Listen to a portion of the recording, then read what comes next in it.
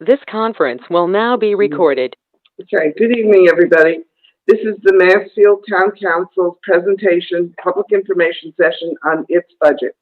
I am not masked, although I have one. Everybody in this room has been fully vaccinated and has given their consent to be in the room together without masks. We are socially distancing, however.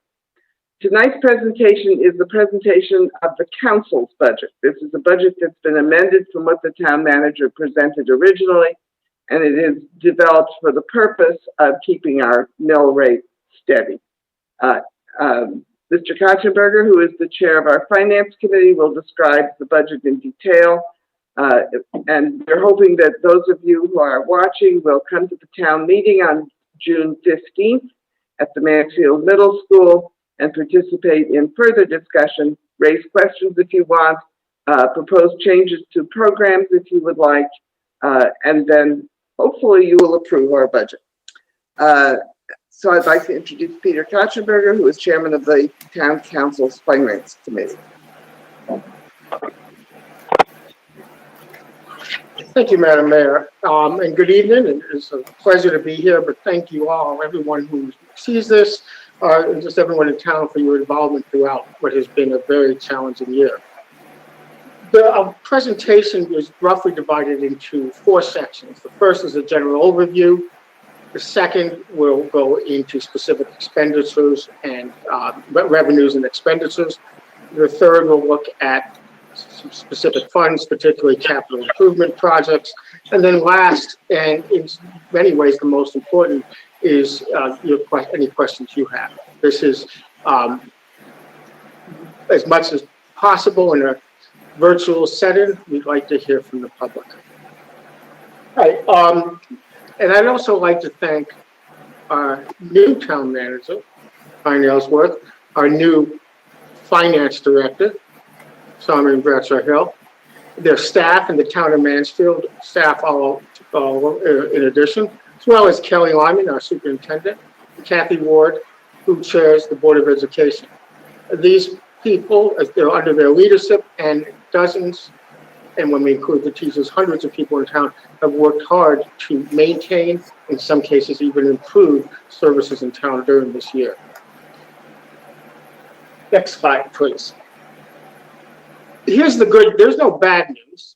The good news is, and the final summary as well, which I'll emphasize later, there's no tax increase, the mill rate stays the same, and there is no reduction in services. The other point, which we'll reference, I'll mention a couple of times throughout the presentation, is that there is 2 additional sources of income, one very likely, and that's ARPA, the American Rescue Plan income, which is, we think, approximately $7.5 million. It has not come in yet, and it'll come in with numerous stipulations. We are not budgeting with that income in mind. Secondly, there is a good chance that pilot will be increased, payment in lieu of taxes, which is a major source of state revenue from Mansfield for many years, including now, will be substantially increased in select towns, including Mansfield, will receive substantially more than in the past. This bill has passed and is enacted in law. However, the most important aspect, whether it is financed by the state legislature, by our government, remains to be seen. So while we are hopeful, we are putting in very modest assumptions. For both of these have the possibility that if they do not occur, for some reason the stipulations are more than we thought, our budget will not be impacted. I don't read the slides. I'm not going to read slides, but except this one, because this outlines what our goals are. And even then I'm going to summarize, but I can't stand reading the slides. Next, maintain the current mill rate. They preserve the quality of programs and services. Pay-as-you-go capital plan. We'll talk about that a little more, but that was a public policy decision made by the council a number of terms ago, and only achievable because of our staff. And that is to minimize the amount of bonding, of borrowing that we take out for purchases, whether it's fleet vehicles, highway funding, and plan and save money for these purchases rather than bond them, leaving for bonding the most significant projects, such as the new school. That is, the general funds balance, we'll go to that chart. We are not proposing this year, at least as an increase. The amount will increase, though, by, it is to the extent that investment income is applied to it. In the future, we hope we can grow it. Efficiencies, and while not always not necessarily a dollar amount that we can tag to it, perhaps most important is promoting transparency and accessibility of our government, and to all of us, to all of you, to all of us. And the pandemic has been a tragedy, a personal tragedy for many, a general tragedy for all of us, difficulty. And again, financially, however, the town has weathered this very well. And again, I go back to the tribute to our town employees and our teachers. Next slide, please.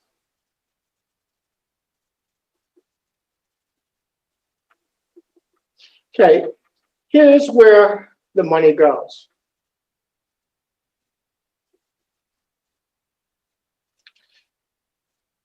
I'll talk about capital and non-recurring funds soon, but the two major sources, as they have always been, approximately 65% of the town's budget is directly to education. Region 19, the contribution, because it is a separate regional, it is a regional high school. We are a member of 3 towns, and we have the largest contribution based on percentage of students attending. And the Mansfield Public Schools, which is obviously part of the town of Mansfield. We are not going to discuss the Mansfield, the public school budget, because that's already been reviewed at public hearings. And overall will be up for a vote at the town meeting that the mayor mentioned next week. So those funds, in a sense, the Region 19 contribution is required. We fully support the budget for the Mansfield Public Schools. And we'll talk about that a little tonight and more at the town meeting. Next slide, please.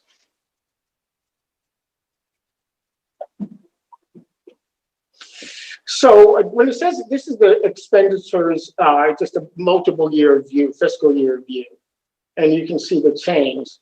So there is an increase in appropriations. Again, however, there will not be, if this is approved, an increase in taxation. And we can talk, we'll see some of the reasons why that good news is there.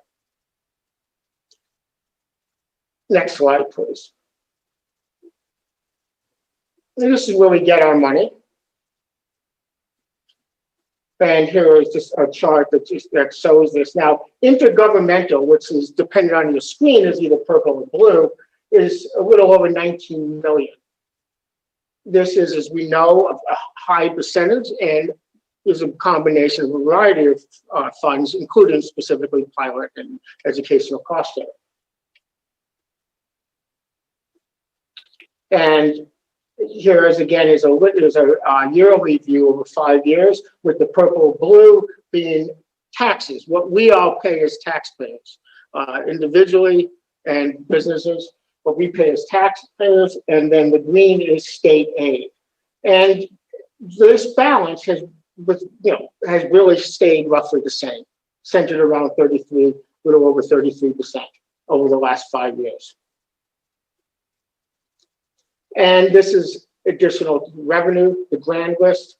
And this is the grand list. This is the change by million. So we've seen real estate increase by 1.8 and personal property by 7.5. And this increase in real estate, of course, is in part because the town of Mansfield, like many towns in Connecticut, has seen a surge in housing prices. And this shows where how the grand list has gone. The increase from 2019 to 2020 is very welcome. Given where we thought we would be a year ago. It is not dramatically higher than increases in previous years, which by itself is a victory for all of us.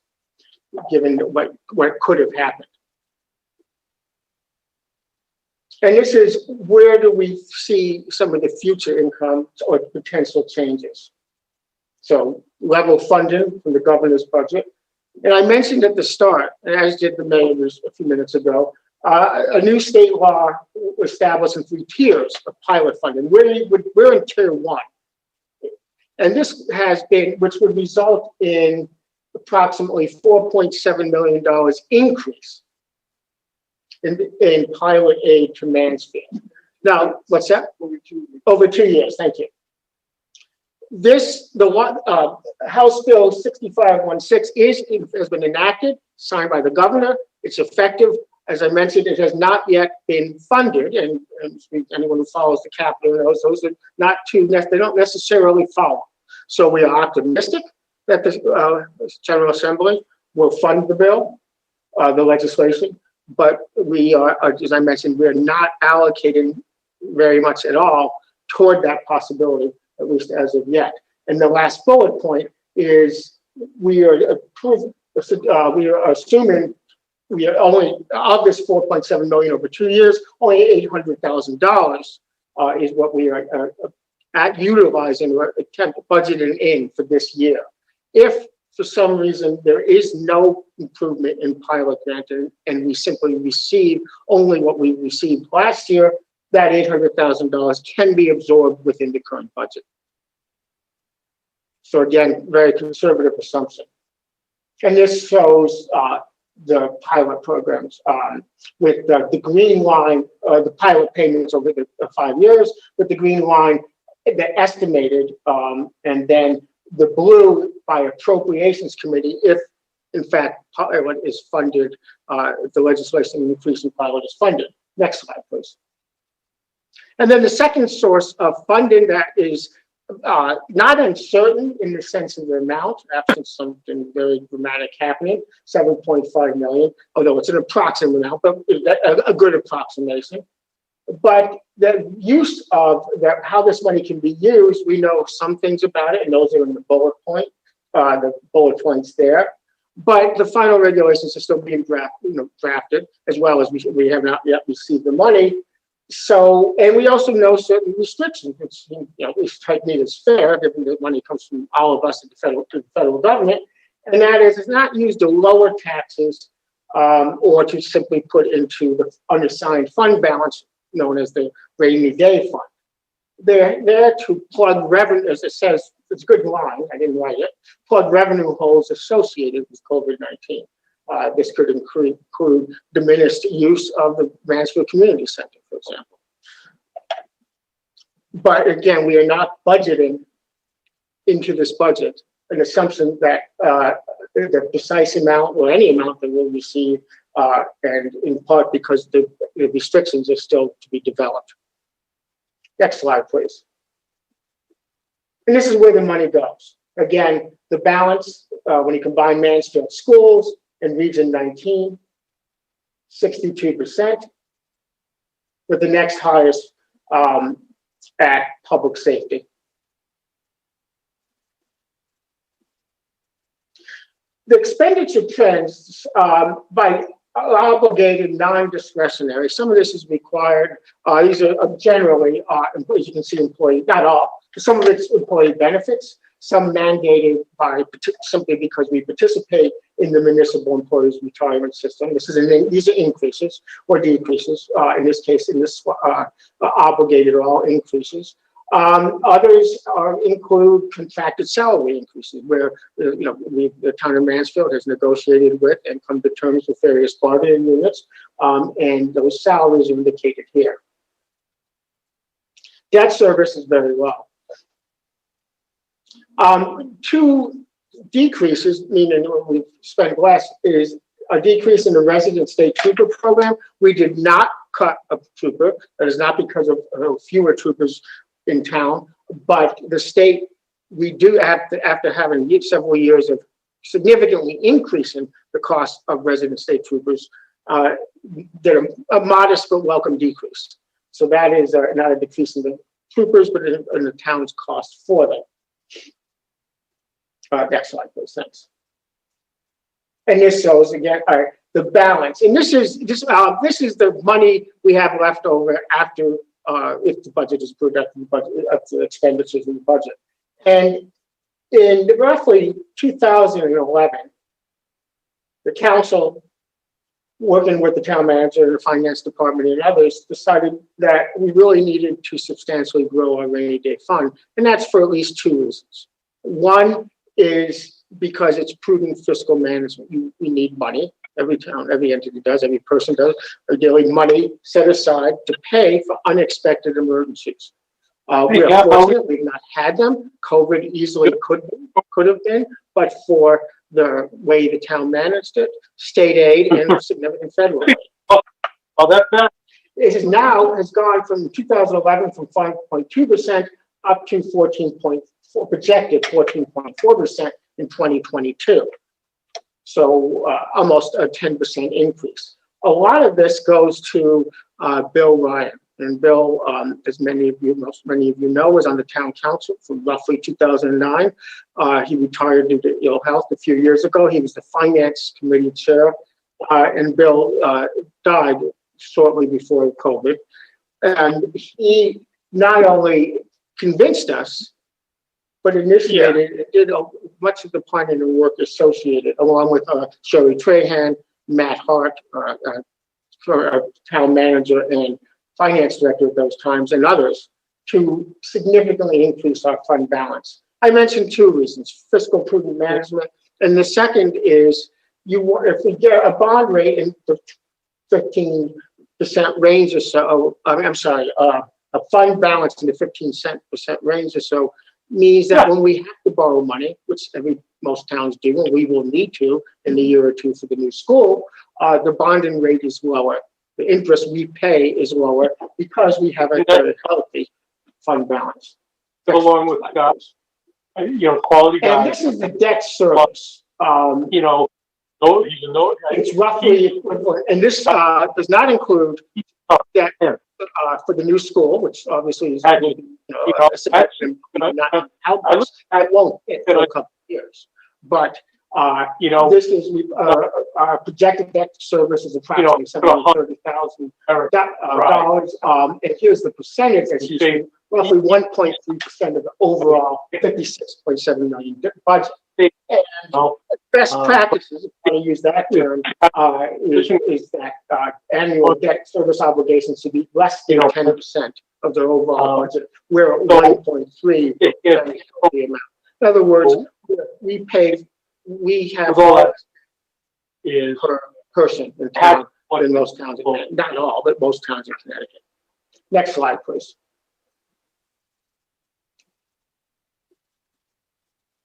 And this shows where the source of funding. Now, the capital and non-reoccurring fund, we have three three pools of sources of revenue. One is, and this is the capital fund is one, and this is the capital and non-reoccurring fund.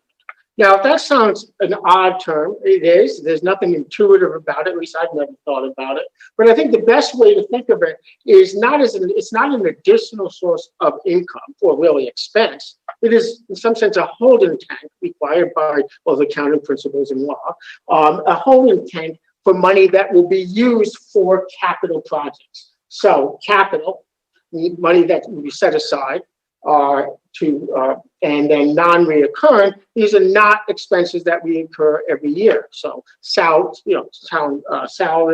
benefits, operating expenses are not, regular operating expenses are not included in this capital non-reoccurring fund.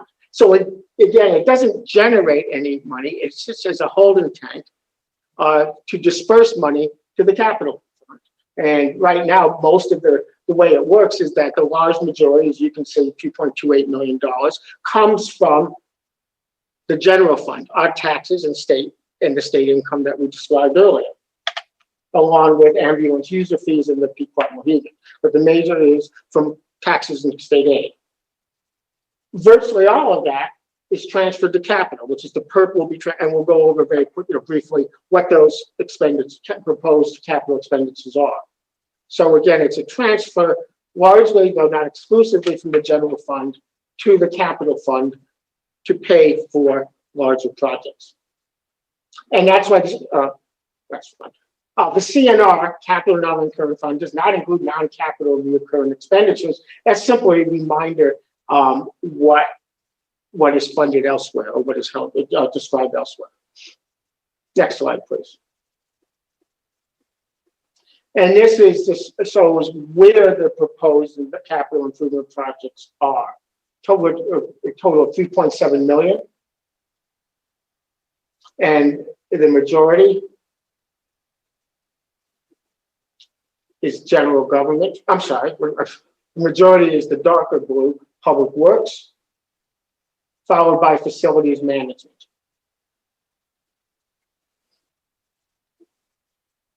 And this is the same graphic. This shows the capital fund. This is the second of the funds I mentioned. The capital fund, again, receives a large percentage of its revenue from the general fund. And this is other sources of funding within it. The largest of which outside is the Town 8 road grant, 200,000. So we can see, again, we pay for capital projects largely through general fund revenues, taxes, and state pay pilot. Next slide, please. And then we'll just have a series of these slides will describe and provide a little more detail on where this breakdown of money of the $3.2 million, where it will propose that it goes. With public works, again, the largest source by far, $1.9 million source of capital projects. And again, this is not debt service for major projects like a new building, a new school. These are for things that we, in the sense, one at a time. We don't anticipate that, we don't replace equipment every year, a particular vehicle every year, obviously. So these are projects that we, rather than bond in and borrow in to take money, we save money over the years and put toward the public works, toward the capital projects. Next slide, please. And then this shows town buildings, the money proposed there, with the largest going to building repairs. And that will be an issue, not for the town budget this year, but is one of the major issues the town council and the town, all of us, have to, will be confronting or discussing over the next couple of years, as many of our town buildings are aging. Next slide, please. And again, the public safety is a capital fund. This is then, just as a reminder, does not include salaries or payments to the state in terms of our resident trooper. These are particular one-time, non-reoccurring projects. Next slide, please. And these have the design. These are design guidelines, is in part for additional assistance for planning and zoning. As they update, it needs to be done consistently, more frequently now than ever, as both state law changes and the needs and what the town can do and wants to do changes. And then positioning and marketing plan. Mansfield is a great place to live, and we'd like more people to move here. Next slide. All right, so what's the summary? What's the impact? And again, that is, we're going to maintain, we hope, if approved, the current mill rate of 31.38, and the average tax on the median home,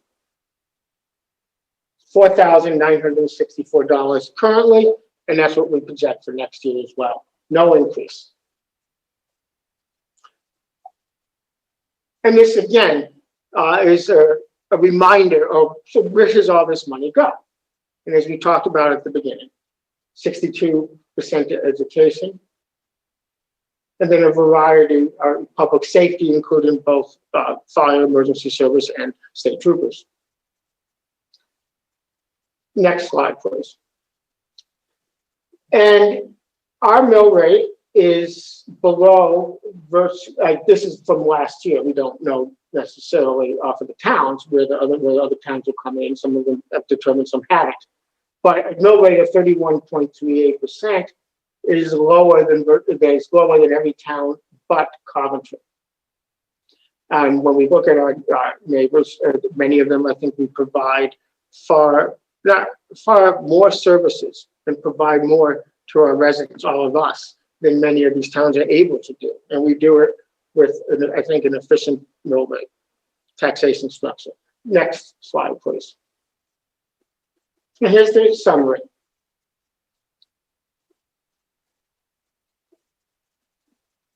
No, the other thing we haven't mentioned is no full-time positions. It meets, of course, all of our obligations. We continue to pay for significant, new vehicles, sidewalks, new capital projects. We continue to pay those as we go. We do not bond for them. And again, very conservative assumptions on pilot increases, and even more so on ARPA, lost ambulance revenue, which again is something which is fully within the expected guidelines. Next slide, please. This is who you yell at or praise. The next slide. And then the town administrators. And next slide. This is really important. So I'm going to read this one too. The preparation of the annual budget requires a great deal of time and effort. The town council would like to thank our municipal management team. And that's all of us, our town employees, during what was incredibly trying circumstances for helping assemble this year's annual budget and capital improvement plan. The work, and then I'll add the work that went behind that, as well as maintaining the town as well as they have during this pandemic. Thank you. And now, that's the most important aspect, comes for any questions. I know it's harder in a virtual environment. And a reminder that the town meeting is next Tuesday at Mansfield Middle School, and it will be in person with social distancing. Do you have any questions? Do we have any, Ryan? We may have one audio question, but we're not sure yet. But we have no written comments, so the mayor will make a couple of remarks. If you have any questions in the meantime, if you don't mind, please use the chat feature while we try to resolve the audio issue. Can you be heard? But you can speak here. I just want to say that this has been an extraordinary year for the town. When I became mayor in November, we had an interim town manager. Over the next several months, I became mayor a year more than last year, the November before, but over my time there has been an interim town manager. We've lost a series of very experienced department heads, all of whom had stayed until the transition to a new manager was more or less complete. They were committed to the town and to keeping it running, which they did. And they did it ultimately in the face of the pandemic. For many months, I sat in on the daily, then weekly, then monthly department heads meeting to figure out our responses. And I will tell you that it was an increasingly impressive amount of work that went in, the creativity, the innovation, and the dedication to the town that we saw was truly, truly amazing. By the time it came time to develop this budget, we had several brand new department heads, and as well as other people in second level positions, and a brand new town manager. So everybody has been learning on the job.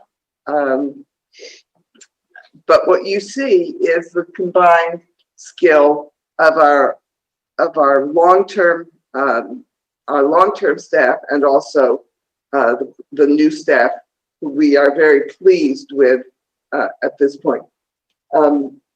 So I just want to echo Peter's thanks for all of the work that's been done. It has been not just a transition year, but also a pandemic year. Superintendent Lyman said at one point that they were trying to reinvent 400 years of education in 2 weeks as they tried to put everything online. And I think that's been true of the libraries, the public safety, emergency response, the whole range of things. So, as I said, this is a budget that is conservative. It preserves the town.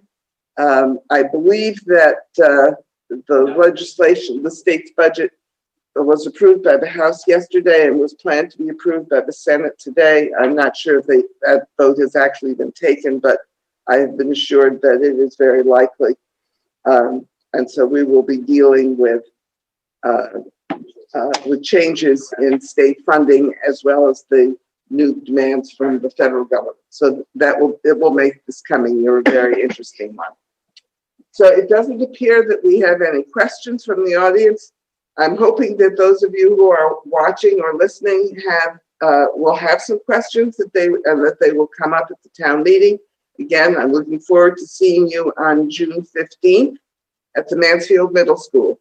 We will ask people to wear masks and to socially distance. If people are nervous about being in a room with others, we will be using both the auditorium and the cafeteria.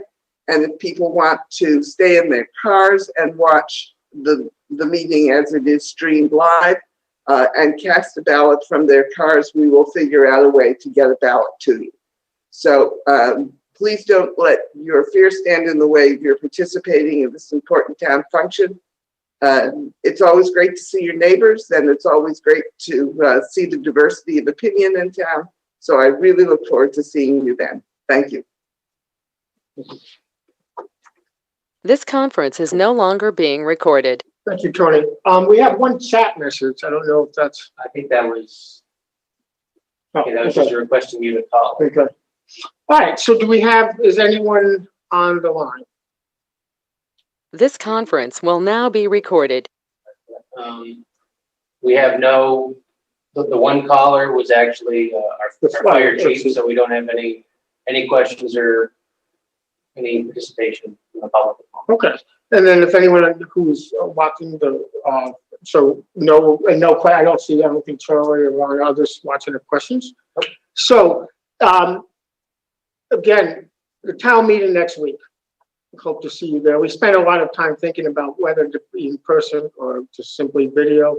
It's important. We want to get back to back to an in-person environment where we can see you, and more importantly, we can hear you directly. And we will start doing so next week.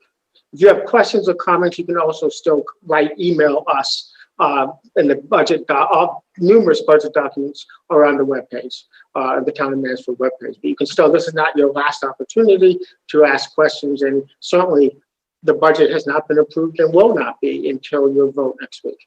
Thank you.